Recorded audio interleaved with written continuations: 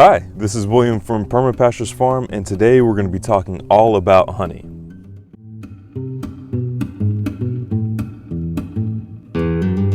Alright, so all the honey that you see right here is the honey that we just harvested. We got a little over 3 gallons of honey, and it's November 2nd today, I believe.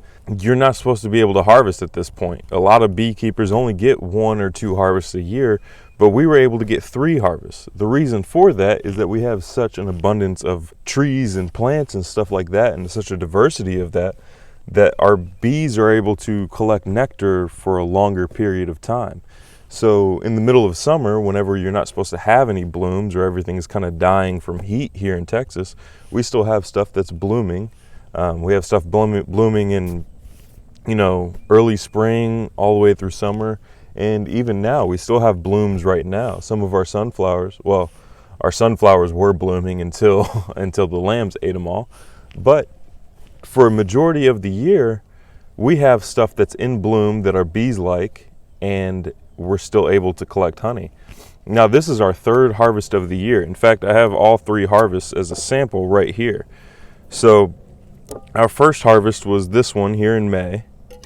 The second harvest was in August. And the 3rd harvest was in November 1st. So you can see a difference in the color, and I'll bring it closer so you can see a difference in the color. The one all the way to my left, your right, is May, and then in the middle is August, and then to my right, your left, is November. And all of them happened this year.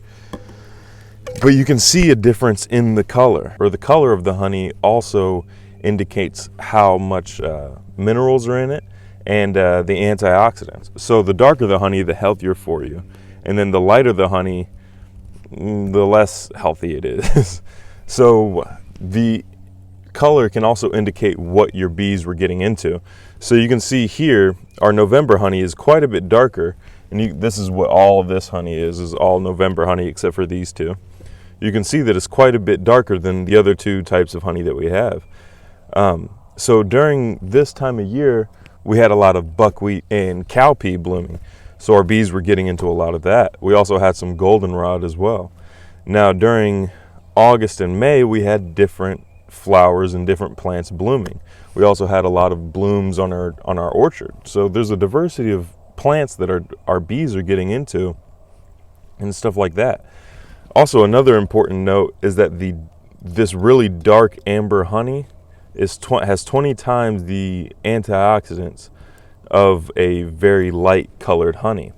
There was a study done where they took like 19 samples of different types of honey, and the honey that was really dark from buckwheat had 20 times the antioxidants of a very light colored honey from California sage. The downside is that a lot of people in America don't like the darker honey. The flavor is too strong and they just prefer like the lighter colored honey. But the darker honey is better for you. It has a stronger flavor and it has more antioxidants and minerals. Maybe you should rethink your personal preferences on honey because the darker one is better for you and it contains more of the good stuff. The lighter honey has a lighter flavor as well. Like this one was in August. This one's our lightest honey. And then May we had a slightly dark honey, but November by far is the darkest honey. And like I said, this is our 3rd harvest of the year. Most beekeepers only get 1 or 2 harvests. Now, another thing that attributes to that is that we're here in Texas. So we have a longer warm season. If you were in Maine, you wouldn't be able to do this just because your summer is just so short. But here in Texas, we have a long growing season, so we can keep things in bloom longer.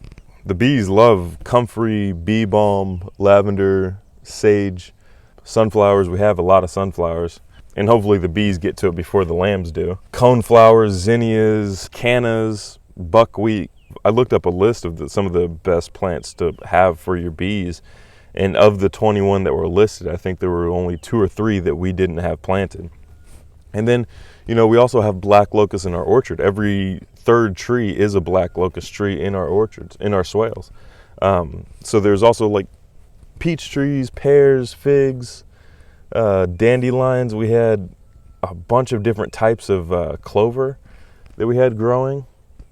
You know, everything and all that stuff that was planted was never intended to benefit the bees. They were intended to benefit the guilds and the trees that they were planted around, or the garden. But the byproduct of doing things correctly equals abundance. So just by doing things correctly in our orchard, our bees benefited from it, and in return we benefited from it by getting over 3 gallons of honey in a time that we shouldn't have a bunch of honey. We shouldn't have any honey. We were just removing the supers from the bee boxes just so they could, you know, survive the winter. And we shouldn't have, you know, over 3 gallons of honey right now.